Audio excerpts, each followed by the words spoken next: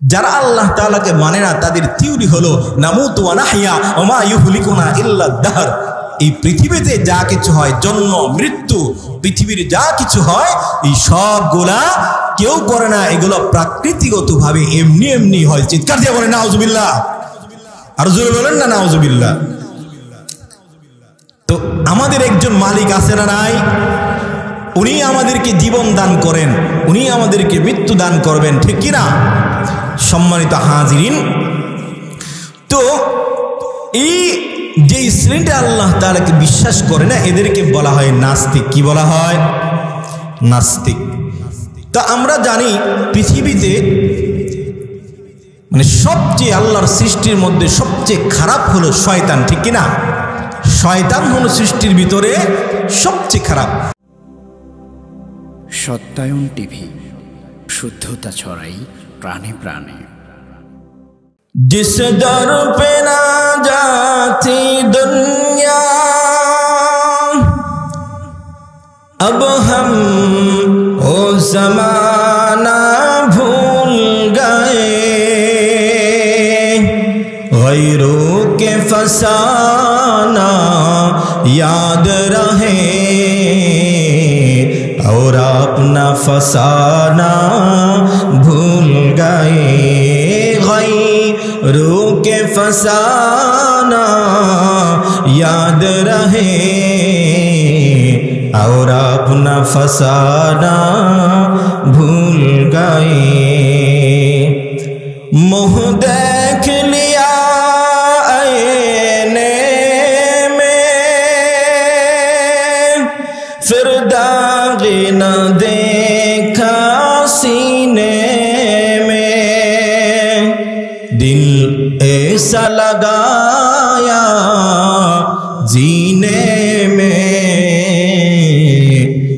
दिल ऐसा लगाया जीने में, मरने को मुसलमान भूल गए, दिल ऐसा लगाया जीने में, मरने को मुसलमान भूल गए। আল্লাহ সুবহানাহু ওয়া তাআলার বড় মেহেরবানি, বড় দয়া যে রব্বুল ইজ্জত ওয়াল জালাল আজকে আমাদেরকে এমন একটা সুন্দর বাগানে আসার বসার তৌফিক দান করছেন। এই মুহূর্তে ইনদামিন টাইমে পৃথিবীর বিভিন্ন মানুষ বিভিন্ন গুনাহের কাজে লিপ্ত, হাজারো মানুষ এই মুহূর্তে কবিরা সগীরা বিভিন্ন গুনায়, কেউ মেয়ে নিয়ে ঘুরতেছে, কেউ হয়তো টিভির সামনে বসে আছে, আরো গুনাহের প্রকারের তো কোনো শেষ নাই। তো এমন একটা সময় আল্লাহ তাআলা আমাদের সবাইকে যাচাই বাছাই করে দ্বীনের মজলিসে আল্লাহ তাআলা গুনাহ মাফ করানোর জন্য জান্নাতি বাগানে আমাদেরকে আল্লাহ তাআলা আসার বসার তৌফিক ইনায়েত করেছেন, দ্বীনি কিছু মুযাকারা করার এবং শোনার তৌফিক দান করেছেন। এজন্য অন্তরের অন্তঃস্থল থেকে আল্লাহ তাআলার সন্তুষ্টি অর্জনের লক্ষ্যে সকলেই সমস্যুর একযোগে কালিমাত শুকর পড়ছি আলহামদুলিল্লাহ। সম্মানিত হাজিরিন, কোরআন কারীম থেকে আমি একখানা আয়াতে কারিমা তিলাওয়াত করেছি। পয়গম্বর সাল্লাল্লাহু আলাইহি ওয়াসাল্লামের অসংখ্য অগণিত হাদিসে মুবারাকা থেকে ছোট্ট একখানা হাদিসের অংশ বিশেষ উপস্থাপন করেছি। নির্ধারিত আয়াত এবং হাদিসকে সামনে রেখে সংক্ষিপ্তভাবে দিনে কিছু মুযাকারা করার চেষ্টা করব। আমার তৌফিক ইল্লা বিল্লাহ।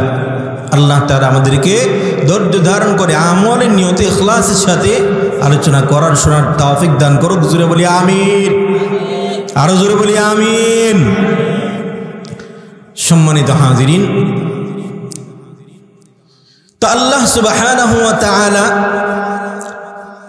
দুনিয়াতে আমাদেরকে পাঠাইছে।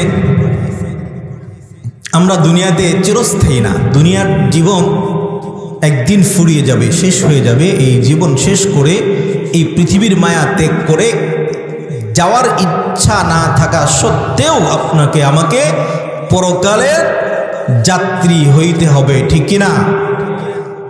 প্রিয় হাজিরিন, পরকালের সফর, আজকে আমার আলোচ্য বিষয় পরকালের সফরের প্রস্তুতি।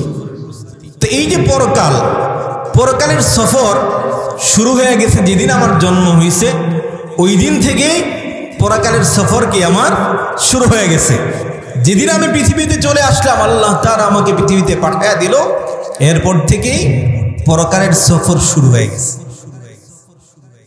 তো এই যে পরকালের সফর শুরু হয়ে গেল, দুনিয়াতে আমরা ধরেন গ্রাম থেকে ঢাকা যায় না অনেকে বিভিন্ন কাজে, 4 দিন 5 দিন 1 দিন 2 দিনের জন্য ধরেন না ইজতেমাতেই যাই।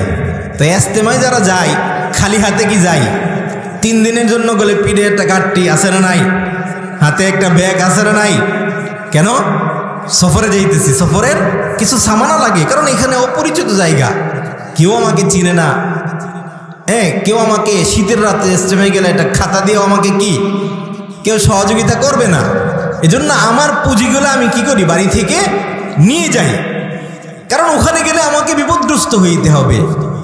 আমার জামা কাপড়, আমার সব কিছু আমি কি নিয়ে যাই।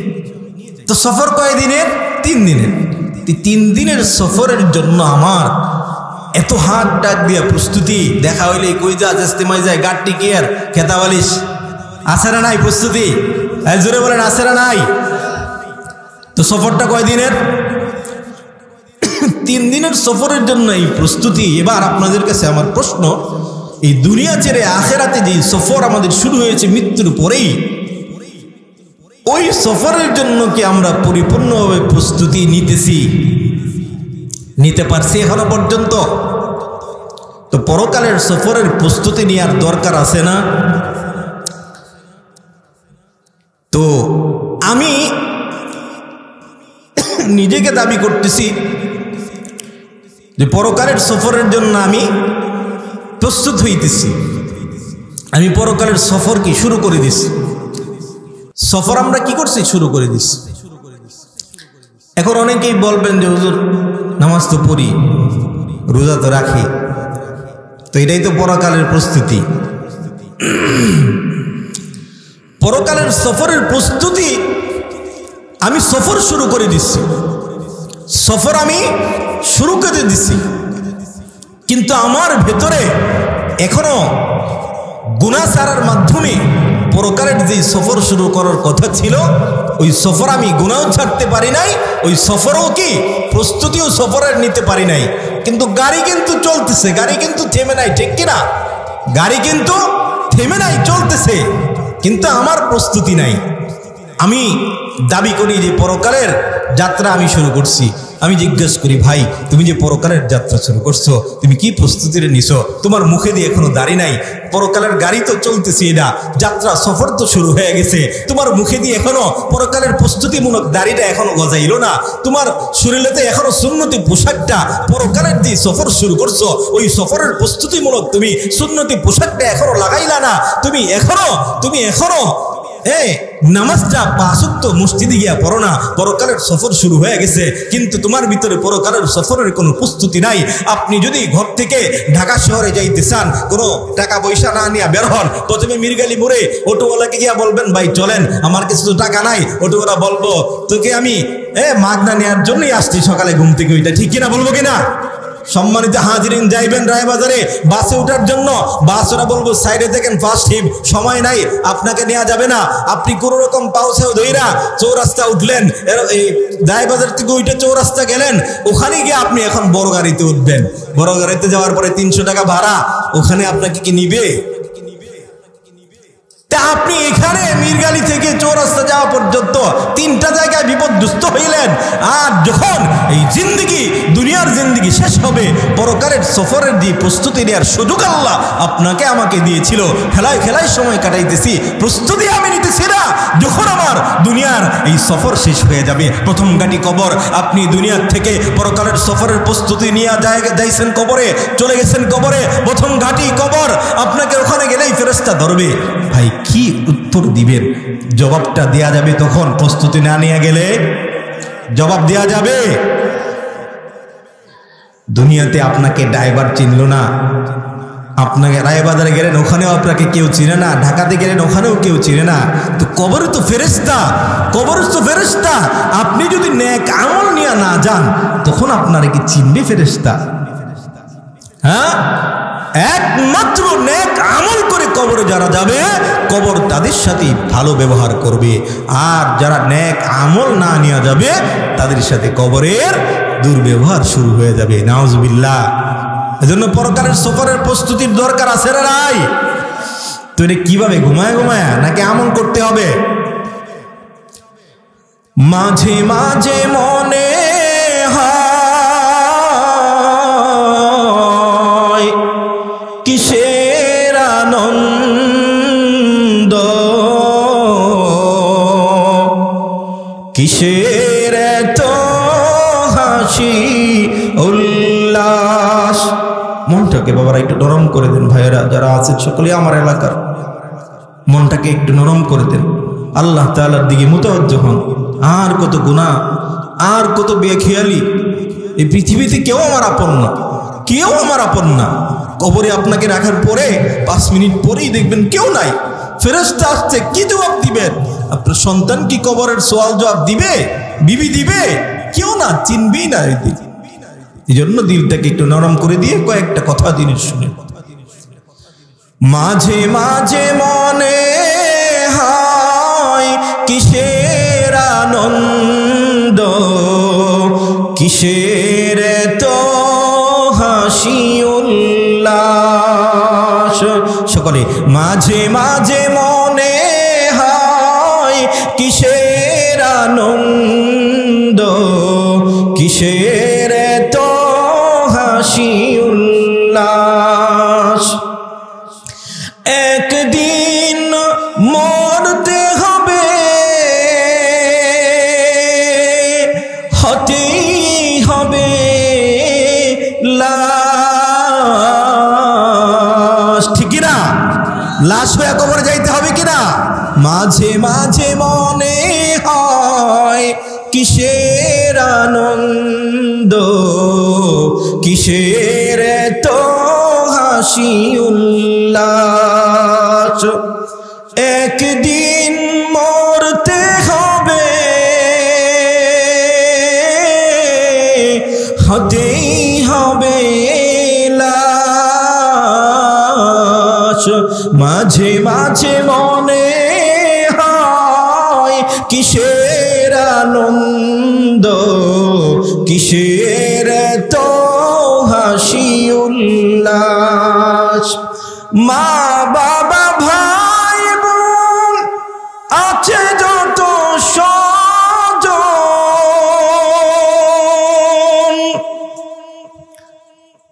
মা বাবা ভাই বোন আছে যত স্বজন,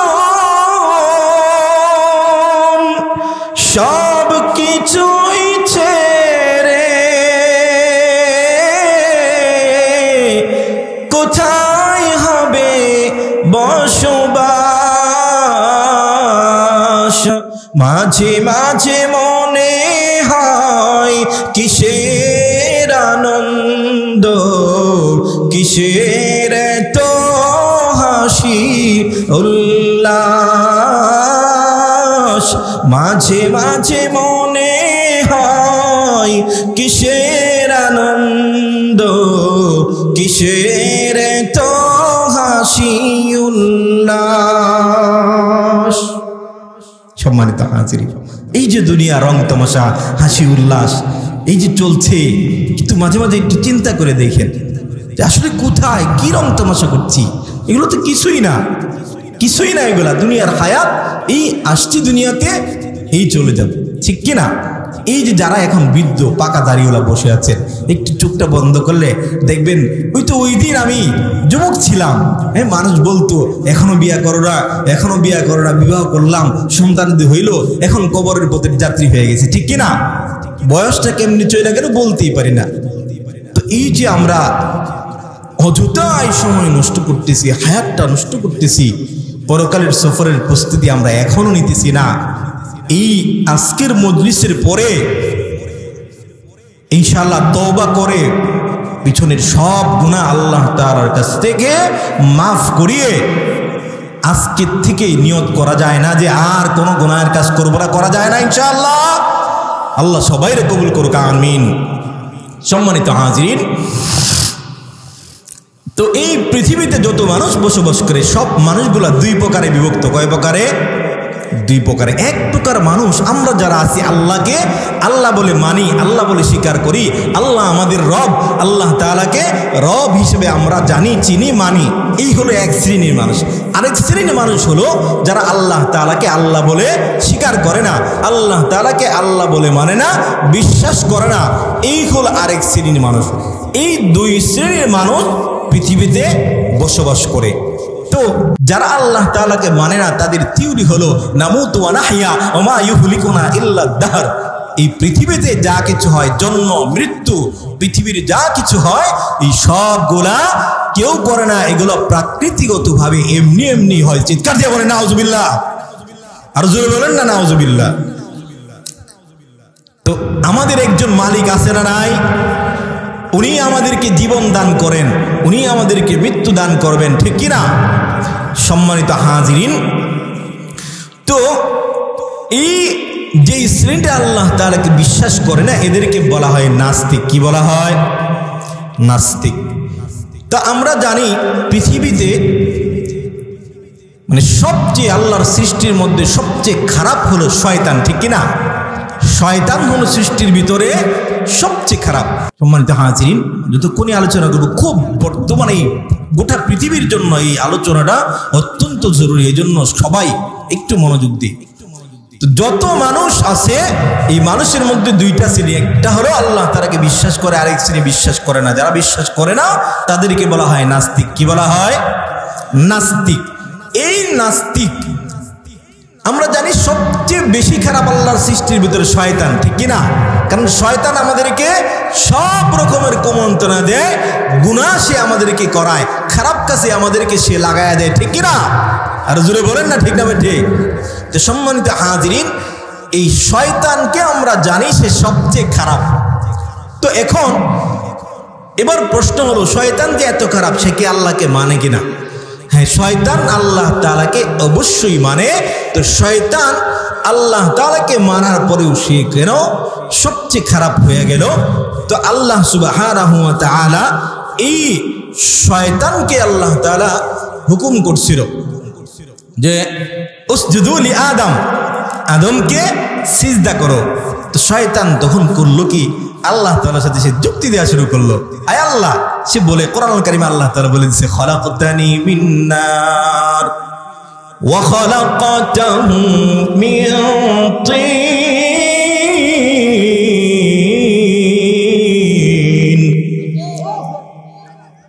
শয়তান আল্লাহ তাআলার সামনে যুক্তি দেওয়া শুরু করলো, খলাকতানি মিন নার ওয়া খলাকতাহু মিন তিন। অন্য জায়গায় আল্লাহ তাআলা বলেন শয়তানের কথাটাই, আসজুদু লিমান খলাকতা তিনা। আয় আল্লাহ, আমাকে বানাইছো তুমি আগুন দিয়া। আগুন হলো ঊর্ধ্বগামী মূল্যবান বস্তু। আগুনকে আপনি জ্বালায়া দিলে যতই নিচের দিকে দাবায়া দিতে চান রাখবে না, সে উপরের দিকে উঠবে। আর আপনি মাটি যদি উপরের দিকে ঢেলা দেন, মাটি নিচের দিকেই পড়বে, এটা নিম্নগামী। শয়তান এই যুক্তি আল্লাহ তাআলার সামনে পেশ করলো। শয়তান বলল, আয় আল্লাহ, আসজুদু লিমান খলাকতা তিনা, কিভাবে তুমি বড় আমাকে আদমের সিজদা করার জন্য, অথচ আমি হলাম আদমের চাইতে উত্তম, আদম হলো আমার চাইতে আরো অনুত্তম। নাউজুবিল্লাহ। সম্মানিত হাজিরিন, শয়তান আল্লাহ তাআলাকে এই যুক্তি যখন পেশ করলো, আল্লাহ তাআলা তখন শয়তানকে আল্লাহ তাআলার দরবার থেকে বের করে দিল। চিরতরে শয়তান আল্লাহ তাআলার দরবার থেকে মাহরুম হয়ে দিল। শয়তানকে আল্লাহ তাআলা বলল, উখরুজ ইন্নাকা রাজিম, বের হও আমার দরবার থেকে, হে বিতাড়িত মরদুদ। আল্লাহ তাআলা শয়তানকে যখন বের করে দিল, শয়তান আল্লাহ তাআলার কাছে কিছু দাবি দেওয়া পেশ করলো। আয় আল্লাহ, দীর্ঘদিন আপনার ইবাদত বন্দিগি আমি করছি কিনা?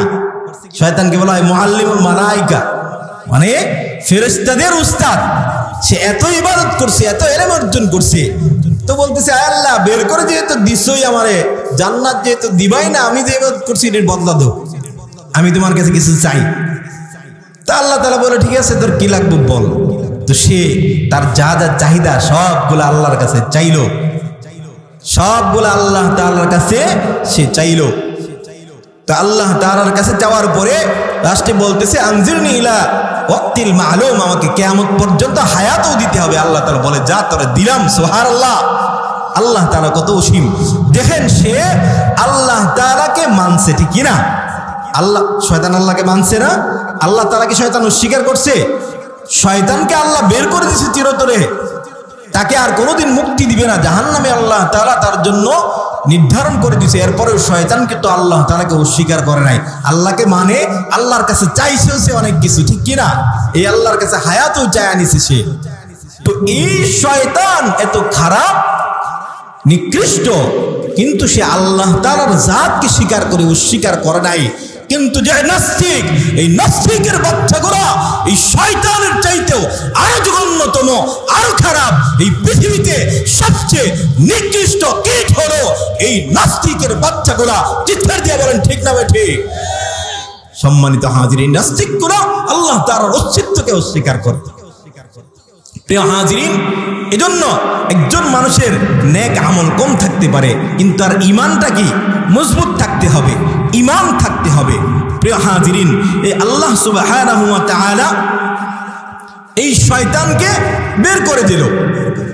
বের করে দেওয়ার পরেও শয়তান কিন্তু আল্লাহ তাআলাকে অস্বীকার করে নাই। তবে মজার বিষয় হলো কি, এই যে নাস্তিক যারা আল্লাহ তাআলাকে স্বীকার করে না, আল্লাহর অস্তিত্বকে অস্বীকার করে, কিন্তু আল্লাহ তাআলার একটা সৃষ্টি এটাকে তারা স্বীকার করে। সেটা কি জানেননি? সেটা হলো মৃত্যু। কি মৃত্যু? মৃত্যুকে পৃথিবীর এমন কোনো জাতি, বর্ণ, এমন কোনো রাষ্ট্র, এমন কোনো গোষ্ঠী, এমন কোনো দলের লোক নাই যারা মৃত্যুকে অস্বীকার করে, ঠিক না? ঠিক চিল্লায়া বলেন। মৃত্যুকে কে অস্বীকার করে না? সবাই মৃত্যুকে স্বীকার করে। তা আল্লাহ তাআলা কোরআনুল কারীমের মধ্যে এই যে তারা যে মৃত্যুকেও স্বীকার করে, এটা আল্লাহ তাআলা কোরআনুল কারীমের মধ্যে উল্লেখ করে দেন।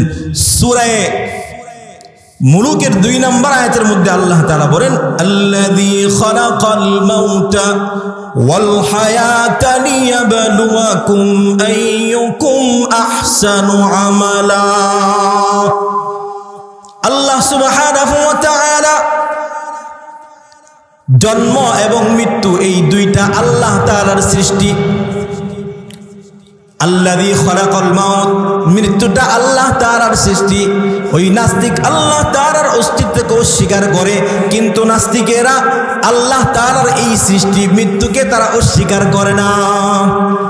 সম্মানিত হাজিরিন, আমরা শুধু এই মৃত্যুকেই বিশ্বাস করি না, জন্ম এটাও বিশ্বাস করি আল্লাহ তাআলার একটা সৃষ্টি, মৃত্যু এটাও বিশ্বাস করি আল্লাহ তাআলার একটা সৃষ্টি। মৃত্যুর পরে পরকাল আছে, অনন্ত অসীম এক জিন্দেগি শুরু হবে যেটা শেষ হবে না, ওটাকেও আমরা স্বীকার করি, ঠিক কিনা?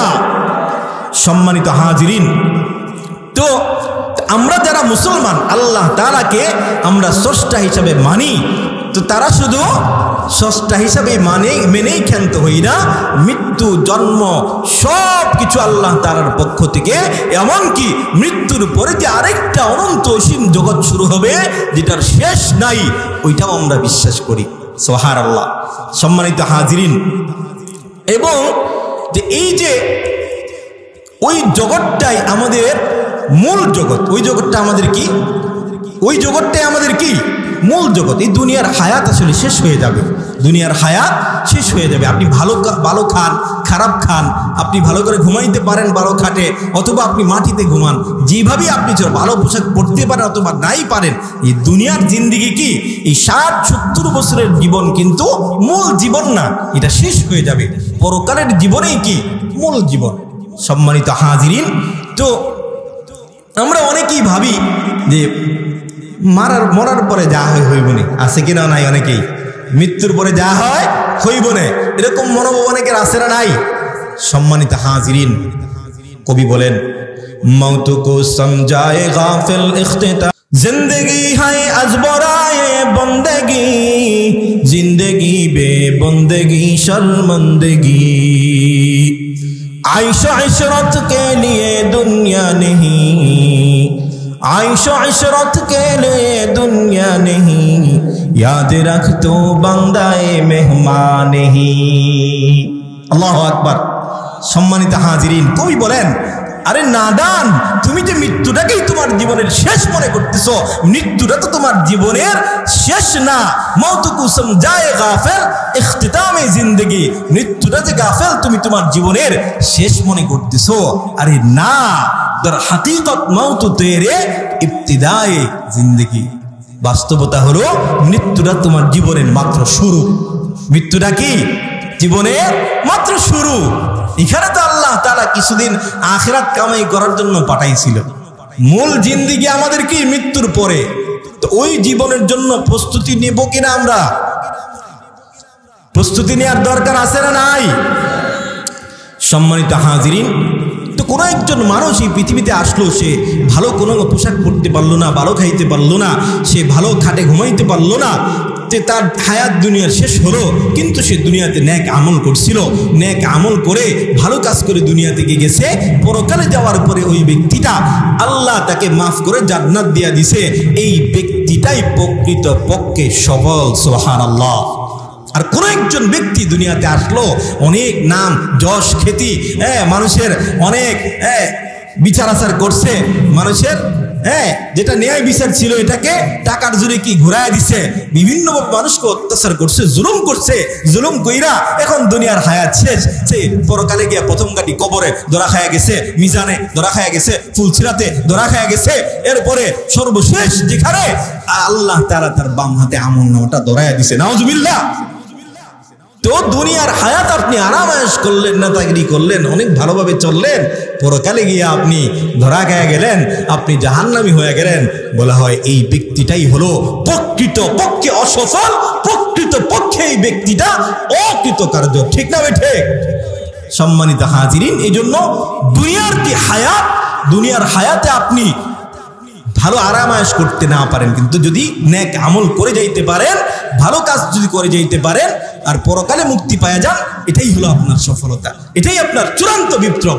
আপনি বিজয়ী চূড়ান্ত হবে। আল্লাহ তাআলা এই সম্পর্কে কোরআনে বলেন, ফামান যুহজিহা আনিন নারি ওয়া উদখিলাল জান্নাতা ফাকাদ ফাজ। আল্লাহ সুবহানাহু ওয়া তাআলা বলেন, যাকে আল্লাহ তাআলা জাহান্নাম থেকে বের করে দূরে সরাইয়া দিয়া আল্লাহ তাআলা যাকে জান্নাতে প্রবেশ করাইবে, জান্নাতে আল্লাহ তাআলা প্রবেশ করায় দেবে, এই ব্যক্তিটাই হলো পরিপূর্ণভাবে সফলকাম। সুবহানাল্লাহ। সম্মানিত হাজিরিন, এজন্য পরকালের সফরের প্রস্তুতি আমরা নিব। পরকালের সফরের প্রস্তুতির জন্য মৌলিক দুইটা বিষয়ের প্রয়োজন। কয়টা বিষয়? এক নাম্বার হলো ঈমান, দুই নাম্বার হলো নেক আমল। এক নাম্বার কি? ঈমান, দুই নাম্বার কি?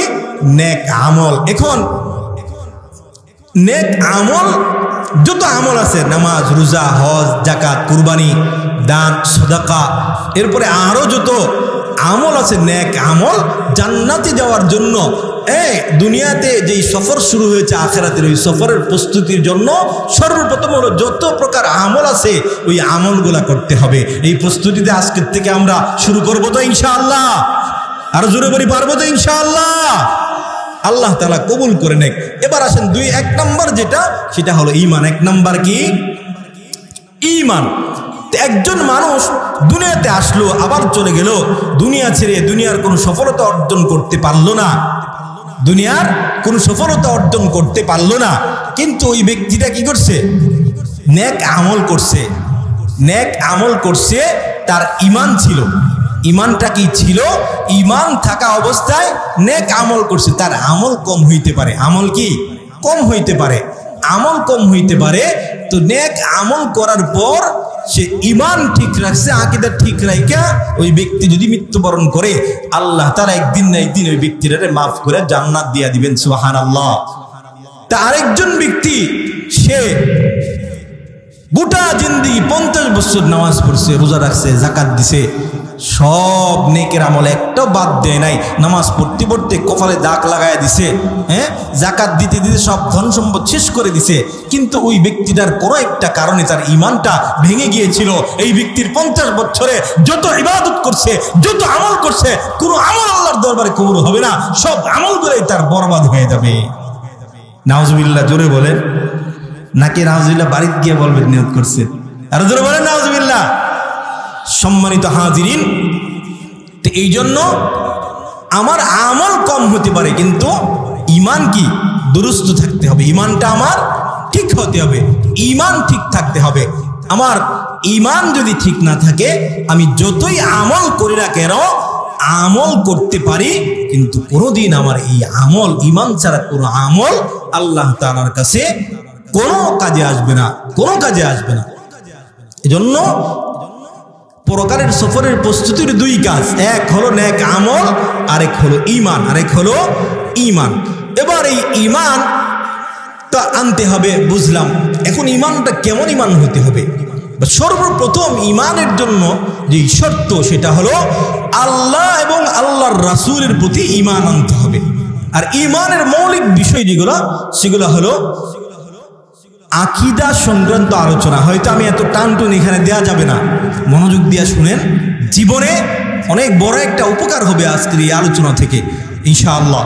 তো ঈমানে মুজমালের মধ্যে ঈমানের মৌলিক যে বিষয়গুলো, আমানতু বিল্লাহি ওয়া মালাইকাতিহি ওয়া কুতুবিহি ওয়া রুসুলিহি ওয়াল ইয়াউমিল আখির ওয়াল কদরি খাইরিহি ওয়া শাররিহি মিনাল্লাহি তাআলা ওয়াল বা'সি বা'দাল মাউত, এই যে এখানে 7-8টা বিষয় আছে, এই বিষয়গুলোর উপর মৌলিক ঈমানের, এইগুলোর উপর ঈমান আনতে হবে, বিশ্বাস করতে হবে এগুলোর উপর।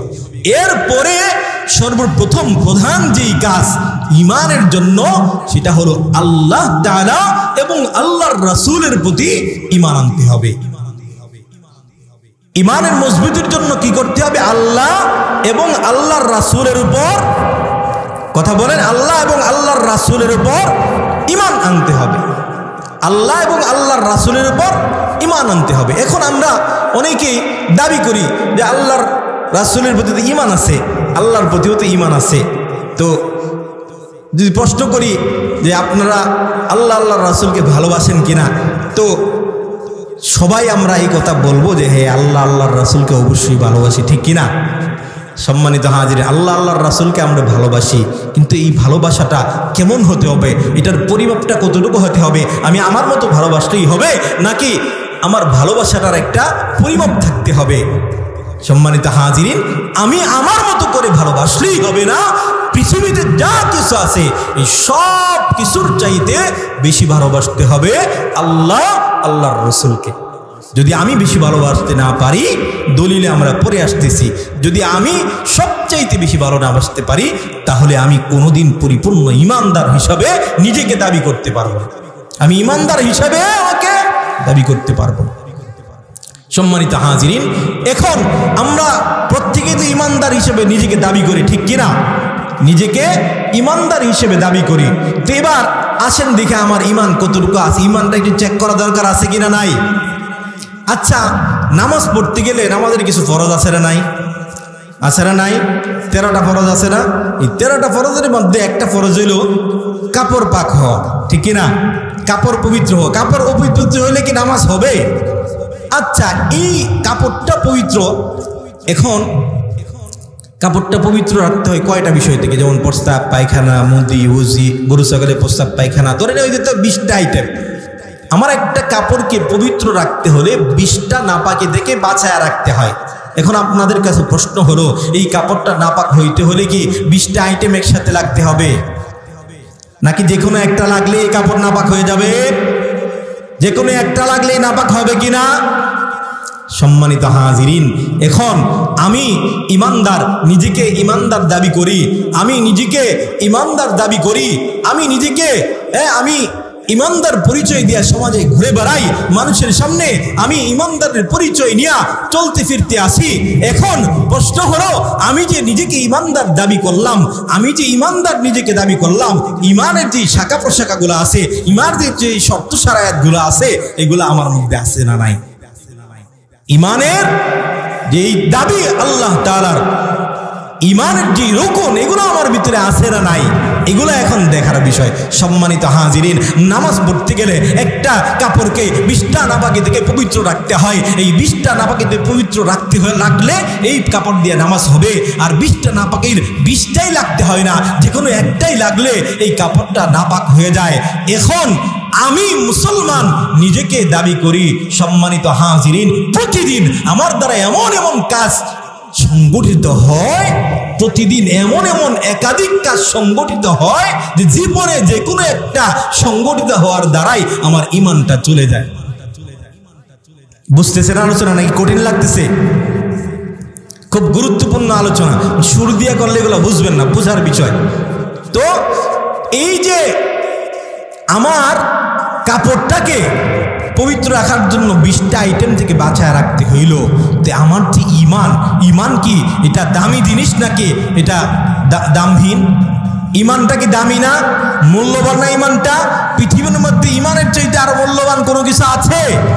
আমার ঈমান যদি না থাকে, একজন ঈমানদার তার ঈমানদার আল্লাহ তাআলার কাছে পুরো জমিনের চাইতে আরো বেশি একজন ঈমানদার লোক। সুবহানাল্লাহ। সম্মানিত হাজিরিন, এখন আমি ঈমানদার, নিজেকে ঈমানদার হিসাবে পরিচয় দিই। এখন আমার দ্বারা এমন এমন কাজ সংগঠিত হয়, এই কাপড়কে 20টা আইটেম থেকে বাঁচায় রাখতে হয়। কিন্তু মুহতারাম হাজিরিন, আমার ঈমানটাকে কি আমি বাঁচায় চলতে পারতেছি? ঈমানটাকে কি বাঁচায় চলতে পারতেছি? আমার ঈমান, আল্লাহর রাসূল সাল্লাল্লাহু আলাইহি ওয়াসাল্লাম বলেন, শেষ জামানায় এমন একটা সময় চলে আসবে, সকালে মুমিন বের হবে মুমিন অবস্থায় ঘর থেকে, সন্ধ্যাবেলা সে বেঈমান হয়ে ঘরে ফিরবে। এই সন্ধ্যাবেলা মুমিন অবস্থায় ঘর থেকে বের হবে, আবার সকালবেলা সে বেঈমান হয়ে ঘরে ফিরবে। নাউজুবিল্লাহ বলেন চিৎকার দিয়া। সেই সময় এখন চলতেছে। সম্মানিত হাজিরিন, ঈমান ভঙ্গের 10টা কারণ। কয়টা কারণ জীবনে আর শুনছেন? কেউ জানেন? 10টা কারণ। কয়টা কারণ? ঈমান ভঙ্গের 10টা কারণ। আমার সময় শেষ, আমি বিস্তারিত বলার টাইম নেই, শুধু নামগুলা বলবো, পরে আপনাদেরকে যেহেতু এলাকার আমি ইনশাল্লাহ চেষ্টা করবো শিখিয়ে দেওয়ার। 1 নাম্বার হলো আল্লাহ তাআলার সাথে শরীক করা। 1 নাম্বার কি? আল্লাহ তাআলার সাথে শিরিক করা। 2 নাম্বার আল্লাহ ও বান্দার মাঝে মধ্যম কায়েম করা। যেমন আপনি গিয়ে কোনো মাজার গিয়া বললেন, একটা গরু দিলাম, আপনি আমার জান্নাতের সার্টিফিকেটটা দিয়ে দেন, আছে না নাই এমন? আচ্ছা, 3 নাম্বার হলো কাফের মুশরিককে কাফের মনে না করা।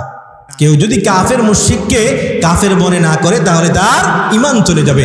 4 নাম্বার হলো আল্লাহ রাসূল সাল্লাল্লাহু আলাইহি ওয়াসাল্লামের কথার উপর অন্য কারো কথাকে প্রাধান্য দেওয়া, পছন্দ করে নেওয়া। 5 নাম্বার হলো আল্লাহর রাসূলের উপর আল্লাহর যে সমস্ত বিধানগুলো আসছে, অবতীর্ণ হয়েছে, কোনো একটা বিধানকে আপনি অপছন্দ করছেন, আপনার ঈমানটা চলে যাবে। 6 নাম্বার আল্লাহর রাসূল সাল্লাল্লাহু আলাইহি ওয়াসাল্লামের উপর যত বিধান আছে, কোনো একটা বিধানকে নিয়ে আপনি কটূক্তি করলেন, কোনো একটা বিধানকে আপনি অপদস্থতা করলেন, কোনো একটা বিধানকে নিয়ে ইহানত করলেন আপনি, তাহলে আপনার ঈমানটা চলে যাবে। 7 নাম্বার হলো জাদু করা, জাদুটোনা করা। 7 নাম্বার কি? জাদুটোনা করা। 8 নাম্বার হলো আল্লাহর রাসূল সাল্লাল্লাহু আলাইহি ওয়াসাল্লাম এই দ্বীনের যে সমস্ত বিধানগুলো আছে, 8 নাম্বার হলো এই কাফের এই বিধানগুলো তো মানা, আর কাফেরদেরকে, কাফের মুশরিকদেরকে মুসলমানদের বিরুদ্ধে গিয়া তাদেরকে সহযোগিতা এবং সমর্থন করা। 9 নাম্বার হলো কাউকে দিন ও শরীয়তের ঊর্ধ্বে মনে করা। 10 নাম্বার হলো দিন থেকে মুখ ফিরায় নেওয়া। দিন থেকে মুখ ফিরায় নেওয়া কি? আপনি দিনের পর দিন যায়, ফজর যায়, জোহর যায়, আসর যায়, আপনার নামাজের কোনো খবর নাই, আপনার দাড়ির কোনো খবর নাই, আপনার সুন্নতি লেবাসের কোনো খবর নাই। এটাই হলো দিন থেকে বিমুখতা প্রদর্শন করা। 9 নাম্বার যেটা বললাম, কাউকে দিন ও শরীয়তের ঊর্ধ্বে মনে করা। আপনি একজন বলল যে দিলের নামাজই বড় নামাজ, পান দিকেরা নামাজ লাগে না, সালাত তো হলো সর্বহালতে আল্লাহ তাআলার স্মরণ বান্দা দিনের ভিতরে রাখবে, এটাই হলো নামাজের বাস্তবতা। চিৎকার দিয়ে বলেন নাউজুবিল্লাহ। সম্মানিত হাজিরিন, এই আকীদা যে বলবে তার ঈমান যাবে, যে বিশ্বাস করবে তার ঈমান যাবে, দুজন বেঈমান হয়ে যাবে। সম্মানিত হাজিরিন, এই এখন আমি নাপাক 20টা নাপাকি থেকে একটা কাপড়কে বাঁচায় রাখতে হয় পবিত্র রাখার জন্য। তা আমার ঈমানটাকে এই সমস্ত বিষয়গুলা থেকে বাঁচায় রাখতে হবে। যদি বাঁচায় না রাখতে পারি তাহলে আমি আর ঈমানদার থাকবো না, আমি বেঈমান হয়ে যাব, আমার ঈমানটা চলে যাবে। নাউজুবিল্লাহ। সম্মানিত হাজিরিন, সম্মানিত হাজিরিন, আল্লাহ সুবহানাহু ওয়া তাআলা এই যে ঈমান ভঙ্গের কারণগুলো আমাদের ভিতরে থাকতে হবে। ঈমান ভঙ্গের কারণগুলো সামনে নিয়ে মুখস্থ করতে হবে। মুখস্থ করে প্রত্যেকটা কারণকে বুঝে বুঝে সামনে আগাইতে হবে। কারণ কখন আমার ঈমান চলে যায়, কখন আমি বেঈমান হয়ে যাই বলা যায় না। আমি যদি এমন একটা কাজ করলাম, আল্লাহর কোনো একটা বিধানকে আমি এমন অনেক হাজি সাহেব আমাদের সমাজে পাওয়া যায়, যারা যখন হুজুর স্টেজ থেকে বয়ান করে সুদের ব্যাপারে তাদের কপালটা গুছায়া যায়, চেহারাটা কালো হয়ে যায়, উঠে মিম্বর থেকে চলে যায়। মসজিদে ইমাম সাহেব ঘুষের বিরুদ্ধে বয়ান করলে, মসজিদে ইমাম সাহেব গান বাদ্যর বিরুদ্ধে যখন বয়ান করে, তখন ইমাম সাহেবের বিরুদ্ধে মসজিদের কিছু কুলাঙ্গার থাকে, কিছু দুষ্ট প্রকৃতির লোক থাকে, ওরা মসজিদ থেকে বের হয়ে যায়, অথবা ইমাম সাহেবের চড়াও হয়। আসরে নাই, আমগো এলাকায় নাই, কিন্তু অন্য জায়গায় পাই আমরা। সম্মানিত হাজিরিন, এই যে আপনি যদি কি করলেন, ইমাম সাহেব ঘুষের বিরুদ্ধে কথা বললো, আপনার কপালটা চেহারাটা কালো হয়ে গেল, কপালটা গুছায় গেল, এর মানে কি আপনি আল্লাহর বিধানটাকে অপছন্দ করলেন, ঠিক কিনা? পর্দার বিধানের কথা হাজি সাহেবকে বলা হইলো, আপনি মেয়ে হজ করে আসছেন, আপনার মেয়েটা উলঙ্গ অবস্থায় কেন এখনো করে যায়, হাজি সাহেবের চেহারাটা কালো হয়ে গেল। হাজি সাহেব বলল, এখন কি এই পর্দাটা চলে কিনা? বুড়া হইলে পরেই না পড়বো। এই হাজি সাহেব হজ করতে করতে তার গোটা জীবনে যত সম্পত্তি অর্জন করেছিল, সব সম্পত্তি সে বিসর্জন দিয়ে দিল। হজ করতে করতে, যাকাত দিতে দিতে গোটা জিন্দেগি যত কামাই করেছিল সবগুলো যাকাত দিয়ে দিছে। কিন্তু এই হাজি সাহেব তার ঈমানটা সঙ্গে সঙ্গে দিনের এই বিধানগুলোর উপর তার মনটাকে কালো করার কারণে, দিনের এই বিধানটাকে সামান্য অপছন্দের দৃষ্টিতে দেখার কারণে হাজি সাহেবের গোটা জিন্দেগি যত হজ করেছে, কোন হজ আল্লাহর দরবারে কবুল হবে না, নাউজুবিল্লাহ।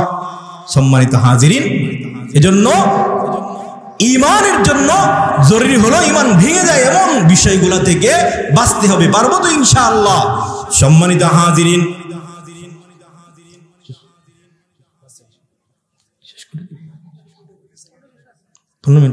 আচ্ছা আলহামদুলিল্লাহ শেষ হয়ে যাবে। আচ্ছা ইনশাআল্লাহ। সম্মানিত হাজিরিন, একজন মানুষ সূরা ফাতিহার শুরুতে বিসমিল্লাহর বা থেকে সূরা নাসের সিন পর্যন্ত টোটাল কোরআন শরীফের সব কিছু মানলো, কিন্তু পর্দার বিধানের কথা যখন বলা হইল তখন কপালটা কালো হয়ে গেল। যাকাতের বিধানের কথা যখন হাজি সাহেবকে বলা হয়, যাকাতের কথা শুনে হাজি সাহেবের কপালটা কালো হয়ে গেল। ইমাম সাহেবের সাথে সে পারাবারি শুরু করে দিল, চাকরি কাজ দেওয়ার মিশরে নাইমা বলল, আছে না নাই এমন লোক? সম্মানিত হাজিরিন, একজন মানুষ, এই যে কাদিয়ানী সম্প্রদায়, তারা কেন বেঈমান? একটা আয়াতের মা কানা মুহাম্মাদুন আবা আহাদিম মির রিজালিকুম ওয়ালাকিন রাসূলুল্লাহ ওয়া খাতাম আন-নবী, দুইটা শব্দকে তারা শুধু মানে না, আর বাকি যত সব আমল আছে তারা আমাদের মতো নামাজ পড়ে, মসজিদে যায়, আজান দেয়, হজ করে, কুরবানি করে, সব আমল করে, কিন্তু তারা শুধু দুইটা শব্দ মানে না, আল খাতাম আন-নবী, আমার নবী যে শেষ পয়গম্বর, এটা মানে না। এই কথাটা না মানার কারণে যদি কাদিয়ানীরা কাফের হইতে পারে, তুমি হাজি সাহেব, গাজী সাহেব, তুমি আল্লাহ তাআলার একাধিক বিধানকে অপছন্দ করার পরেও আমার প্রশ্ন, তুমি কেমনে ভাবে মুসলমান থাকো? ঠিক না ঠিক? এতগুলো বিধানকে তুমি অপছন্দ করার পরেও তোমার ঈমানটা থাকে কিভাবে? সম্মানিত হাজিরিন, এজন্য খুব সাবধান। সম্মানিত হাজিরিন, এই জন্য বলেছিলাম পরকালের প্রস্তুতির জন্য দুই কাজ। এক নম্বর হলো আমলগুলা করতে হবে, আরেকটা হলো ঈমান। ঈমানের জন্য প্রথম শর্ত হলো মুজমানের ভিতরে যে বিষয়গুলো আছে এই বিষয়গুলোর উপর ঈমান আনতে হবে। এর পরবর্তীতে আল্লাহ আল্লাহর রাসূলের প্রতি ঈমান আনতে হবে। আমানতু বিল্লাহ, ঈমান মুজমানের ভিতরে সর্বপ্রথম হলো আমানতু বিল্লাহ, আল্লাহর প্রতি ঈমান আনতে হবে, রাসূলের প্রতি ঈমান আনতে হবে। এবং আল্লাহর রাসূলের প্রতি যে আমি ঈমান আনবো, এই ঈমানটা কেমন ঈমান? আল্লাহর রাসূল সাল্লাল্লাহু আলাইহি ওয়াসাল্লামকে সবচেয়ে বেশি ভালোবাসতে হবে। সবচেয়ে বেশি যদি ভালোবাসতে পারি সব কিছুর চাইতে, তাহলে এটাই হলো আল্লাহর রাসূলের উপর সবচেয়ে বেশি ভালোবাসা।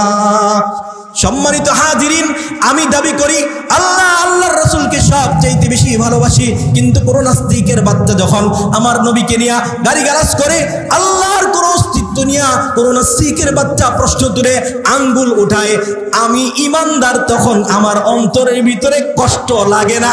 তাহলে আমি কেমন ঈমানদার হইলাম?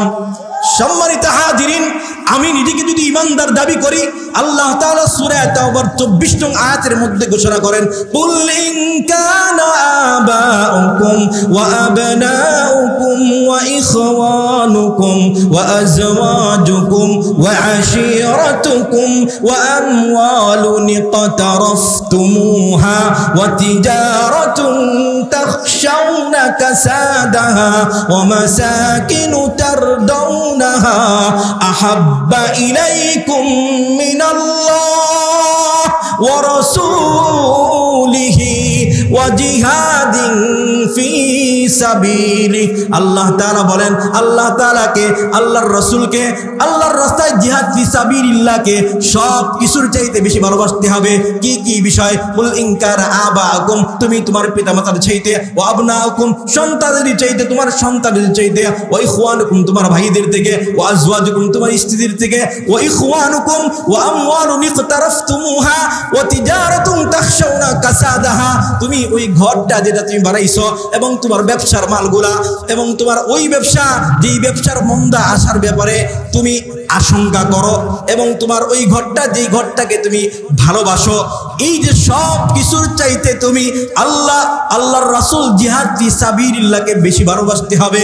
সম্মানিত হাজিরিন, এখন আপনি রাসূলকে ভালোবাসেন, আল্লাহকে ভালোবাসেন, এই ভালোবাসা যদি আপনার মেয়ের থেকে বেশি না হয়, আল্লাহ আল্লাহর রাসূলের চাইতে, জিহাদ ফি সাবিলিল্লাহর চাইতে আপনার স্ত্রীর ভালোবাসা যদি আপনার অন্তরে বেশি হয়, আপনার সন্তানের ভালোবাসা যদি আপনার অন্তরে বেশি হয়ে যায়, আপনার ব্যবসার সম্পত্তি যদি আপনার ব্যবসার সম্পত্তি প্রতি বেশি ভালোবাসা হয়ে যায় আল্লাহর রাসূল ও আল্লাহর চাইতে, তাহলে বুঝতে হবে এখনো আপনি আমি পরিপূর্ণ ঈমানদার হইতে পারলাম না।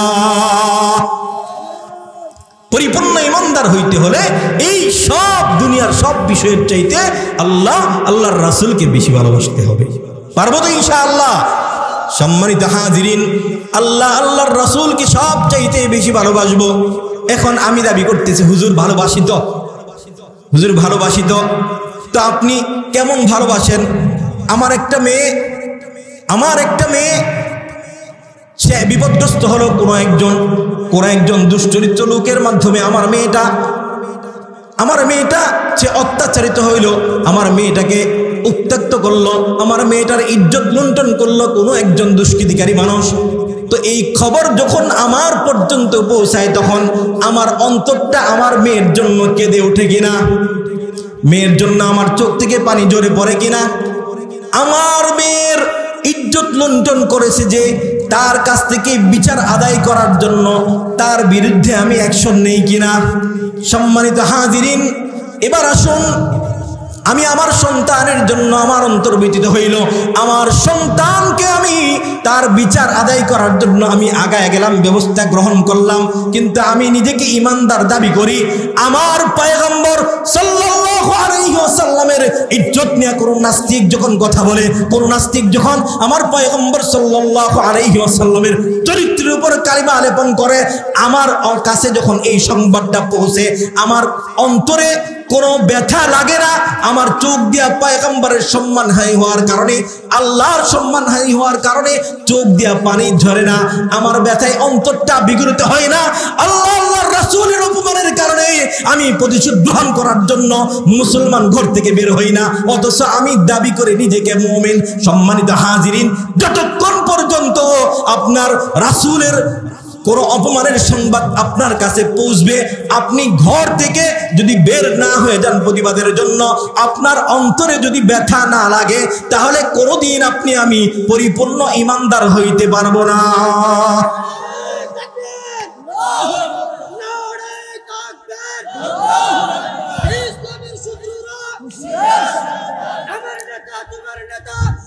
বিশ্বনবী মুস্তাফা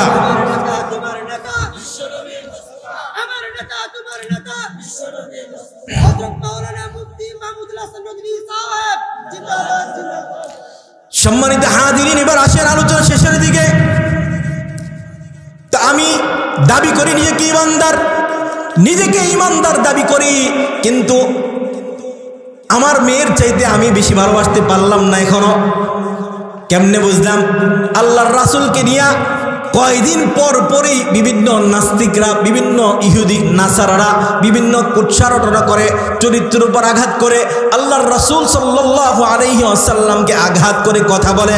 কিন্তু আমি মুমিন, আমার অন্তরে কোনো ব্যথা লাগে না, আমার ভিতরে কোনো অনুভূতি জাগ্রত হয় না, অথচ আমি নিজেকে ইমানদার দাবি করি।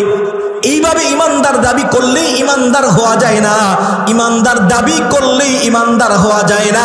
আমি ইমানদার দাবি করব, প্রকৃত ইমানদার তখনই হতে পারবো সূরা তাওবার 24 নং আয়াতে আল্লাহ তাআলা যা বলছে, কুল ইন কানা আবাউকুম ওয়া আবনাউকুম ইলা আখিরিল আয়া।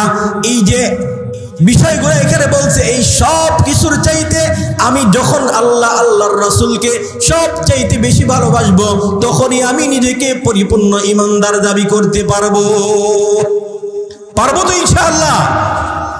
সব কিছুর চাইতে আল্লাহর রাসূলকে বেশি ভালোবাসতে পারবো না ইনশাআল্লাহ? সম্মানিত হাজিরিন, আল্লাহ তাআলা আল্লাহর রাসূল সাল্লাল্লাহু আলাইহি ওয়াসাল্লামকে নিয়ে কেউ যদি কটূক্তি করে, এই কিছুদিন 2-1 বছর পূর্বে ফ্রান্সে ম্যাক্রন, ফ্রান্সের যে প্রেসিডেন্ট, আল্লাহর রাসূল সাল্লাল্লাহু আলাইহি ওয়াসাল্লামকে বিভিন্ন সময় বিভিন্ন জন গালিগালাজ করে, বিভিন্ন কটূক্তি করে, কিন্তু রাষ্ট্রীয়ভাবে রাষ্ট্রীয় মদদে ওই ফ্রান্সের ম্যাক্রন জানোয়ারের বাচ্চাটা পয়গম্বর সাল্লাল্লাহু আলাইহি ওয়াসাল্লামের ব্যঙ্গাত্মক কার্টুন বানিয়ে সে প্রদর্শন করেছিল। চিৎকার দিয়ে বলেন নাউজুবিল্লাহ। সম্মানিত হাজিরিন, তখন গোটা পৃথিবী, আরব আজম, গোটা পৃথিবী তখন ইমানদার যারা ইমানের দাবি নিয়ে আল্লাহর রাসূল সাল্লাল্লাহু আলাইহি ওয়াসাল্লামের ইজ্জতের হেফাজতের জন্য ওই ম্যাক্রনের বিরুদ্ধে, ফ্রান্সের বিরুদ্ধে মুসলমানরা, ইমানদাররা রাস্তায় চাপায়া পড়ছিল। সম্মানিত হাজিরিন, এই যে কিছুদিন পূর্বেও দেখেছেন ইন্ডিয়াতে আমার রাসূল সাল্লাল্লাহু আলাইহি ওয়াসাল্লামের ইজ্জতের উপর আঘাত করে হিন্দু পুরোহিত কথা বলেছিল, কুরুচিপূর্ণ বক্তব্য দেওয়ার কারণে মুসলমানরা গোটা পৃথিবী থেকে এর প্রতিবাদ নিয়ে ঝাঁপায়া পড়ছিল। সম্মানিত হাজিরিন, পৃথিবীর মানচিত্রের যে কোনো জায়গায় আল্লাহর রাসূলকে নিয়ে, ইসলাম ধর্মের কোনো একটা বিধানকে নিয়ে কেউ যদি কটূক্তি করে, আমি মুসলমান ইমানদার দাবি করব, ভয় বসে থাকবো, কোনোদিন এটা হতে পারে, আমি এর প্রতিবাদ করবই, প্রতিবাদ করে তুলবই আমি। ঠিক কিনা চিল্লায়া বলেন মুসলমান?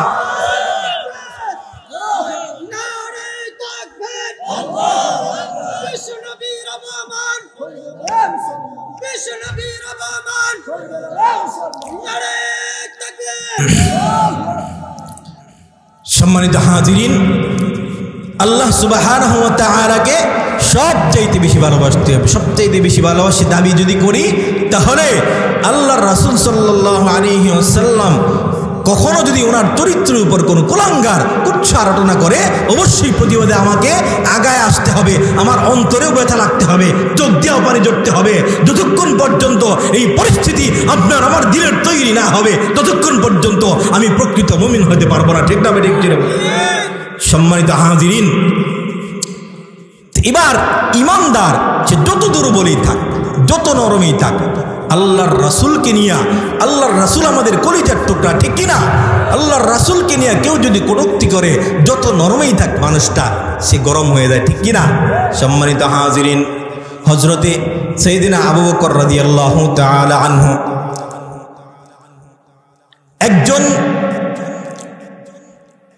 একজন পাদ্রী ছিল, ইহুদিদের একজন ধর্মযাজক ছিল ফিনহাস নামক। আবু বকর রাদিয়াল্লাহু আনহু দ্বীনের দাওয়াত নিয়ে ফিনহাসের কাছে গেল, গিয়া দাওয়াত দিল, ও ফিনহাস, তুমি এগুলা কি করতেছো? সব কিছু ছেড়ে দাও, রাসূল সাল্লাল্লাহু আলাইহি ওয়াসাল্লামকে নবী হিসেবে মেনে নাও, আল্লাহর প্রতি তুমি ঈমান এনে নাও। ফিনহাসকে যখন এই দাওয়াত দিল, এই ফিনহাস নামক ধর্মযাজক ইহুদিদের সে আল্লাহ তাআলাকে নিয়ে কটূক্তি করলো, আল্লাহ তাআলাকে নিয়ে কটূক্তি করলো, আল্লাহ তাআলাকে নিয়ে সে যখন কটূক্তি করলো, লাকাদ সামিআল্লাহু কাওলাল্লাযীনা ক্বালু ইন্নাল্লাহা ফাকীর ওয়া নাহনু আগনিয়া। এই যে আয়াতটার অপব্যাখ্যা করে তারা বলতেছে আল্লাহ তাআলা নাকি ফকির। সে বলতেছে, ফিনহাস আবু বকর রাদিয়াল্লাহু আনহুকে বলতেছে, ও আবু বকর, তুমি যে দাওয়াত নিয়ে আসো, কোন আল্লাহর ঈমান, কোন আল্লাহর প্রতি ঈমান আনবো? যেই তোমাদের আল্লাহ নিজে দরিদ্র, ওই আল্লাহর প্রতি ঈমান আনবো। চিৎকার দিয়ে বলেন নাউজুবিল্লাহ। এই কথা যখন বলছে, আমরা জুমার দিন যারা জুমা পড়ি অবশ্যই জানি জুমার খুতবার মধ্যে পড়া হয় আরহামু উম্মতি বি উম্মতি আবু বকর। শুনেন কিনা যে আবু বকর হলো এই উম্মতের মধ্যে, আবু বকর হলো এই উম্মতের মধ্যে সবচেয়ে রহম দিলওয়ালা মানুষ। আবু বকর রাদিয়াল্লাহু আনহু সবচেয়ে নম্র ভদ্র সবচেয়ে ভালো মানুষ। এই উম্মতের মধ্যে সবচেয়ে দামি ব্যক্তি হলো হযরতে সাইয়েদনা আবু বকর রাদিয়াল্লাহু আনহু। যখন ফিনহাস নামক ওই ধর্মযাজক আল্লাহকে নিয়ে এই কথা বলল, ওই দরিদ্র আল্লাহর প্রতি ঈমান আনবো, নাউজুবিল্লাহ বলেন, আবু বকর রাদিয়াল্লাহু আনহু এমন নরম দিলওয়ালা মানুষটা তখন আর সহ্য করতে পারে নাই। আবু বকর রাদিয়াল্লাহু আনহু গেছে একা একা। আর ওই যে ফিনহাস নামক ধর্মযাজক, তার পাশে অনেক লোক ছিল, অনেক মানুষ ছিল, তার অনেক সঙ্গপাঙ্গরা ছিল। তখন আবু বকর রাদিয়াল্লাহু আনহু সে আল্লাহ তাআলাকে এই কথা বলার সঙ্গে সঙ্গে ওই পাদ্রীকে, ওই ধর্মযাজককে উপর্যুপরি থাপ্পড় লাগায়া দিল। একটা দুইটা না, একাধিকবার অনেকগুলা থাপ্পড় আবু বকর রাদিয়াল্লাহু আনহু তাকে লাগায়া দিল। চিৎকার দিয়ে বলেন আল্লাহু আকবার। আইরে আল্লাহু আকবার বলবেন, এটাও খোদা লাগে। আর জোরে বলেন আল্লাহু আকবার। সম্মানিত হাজিরিন, আবু বকর রাদিয়াল্লাহু আনহু থাপ্পড়গুলো দিয়ে এখনো মনের জিদ মিটে নাই।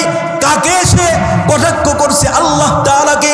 আবু বকর রাদিয়াল্লাহু আনহু ওই ধর্মযাজক ফিনহাসকে ডেকে বলতেছে, তোদের সাথে আমাদের সন্ধি চুক্তি আছে, এই জন্য তোকে আর কিছু করলাম না, না হয় আমি আবু বকর, তুই আমার আল্লাহ তাআলাকে কটাক্ষ করেছিস, তোর কাল্লাটা আমি সন্ধি না থাকলে, চুক্তি না থাকলে এই মুহূর্তে জমিনের মধ্যে ফেলায়া দিতাম।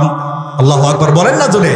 সম্মানিত হাজিরিন, এবার আবু বকর চলে গেল, আবু বকর রাদিয়াল্লাহু আনহু চলে গেল। এই পাদ্রী এখন দেখলো আবু বকর আমার সাথে অন্যায় করেছে, আমাকে মারছে, বিচার নিয়ে গেল পয়গম্বরের কাছে। কিন্তু পাদ্রী জানে আবু বকরের বিচার যদি করতে হয় তাহলে একজনেই করতে হবে, তিনি হলো মুহাম্মাদুর রাসূলুল্লাহ। চলে গেল, গিয়া বিচার দিল, ও মুহাম্মদ, তোমার আবু বকর বন্ধু আমাকে এসে অত্যাচার করেছে, থাপ্পড় মেরেছে অনেক গোলা। ফিনহাসকে বলতেছে, কি বলো? আবু বকর না, তুমি মনে ভুল করতেছো, মনে হয় উমর। কয় না, আবু বকর। রাসূল বলেই ফেললো, আবু বকর তো নরম মানুষ, সে তো এই কাজ করার কথা না। জোরে বলেন না আল্লাহু আকবার। তখন পাদ্রী এই কথা বলতে বলতে আবু বকর রাদিয়াল্লাহু আনহু এসে উপস্থিত।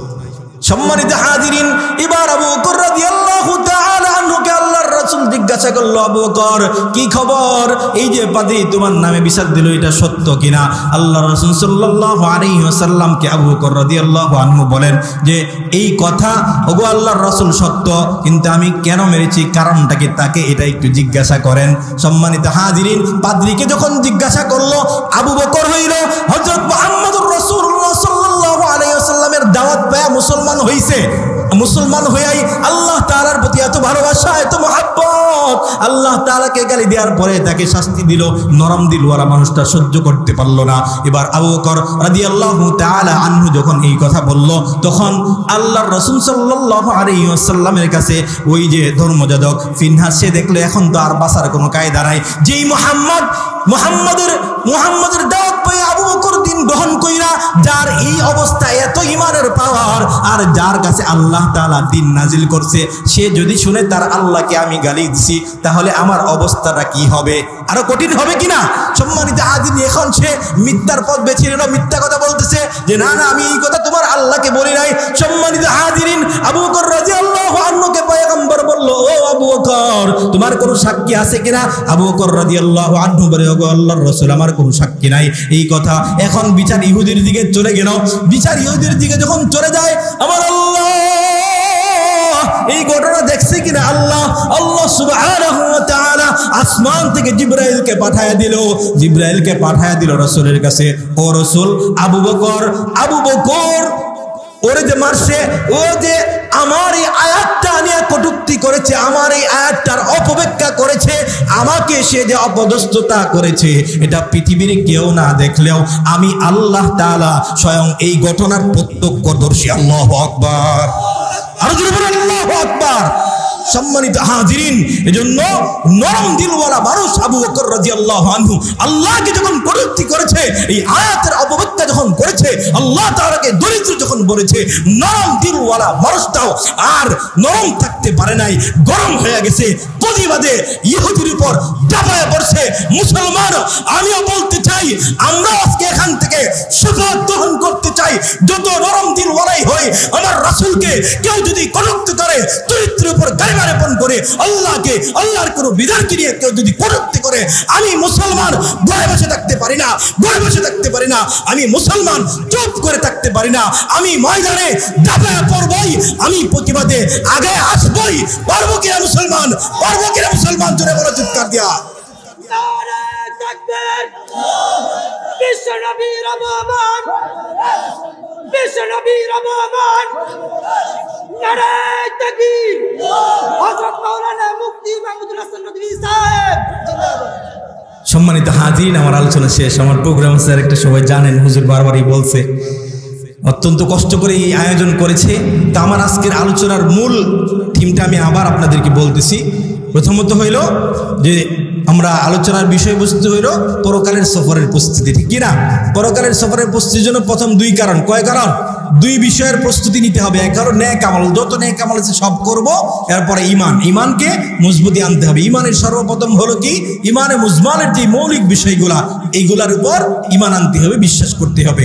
এর মধ্যে সর্বপ্রথম হলো আমানতু বিল্লাহ, আল্লাহর উপর ইমান আনতে হবে। এবং সেই ইমানটা কেমন?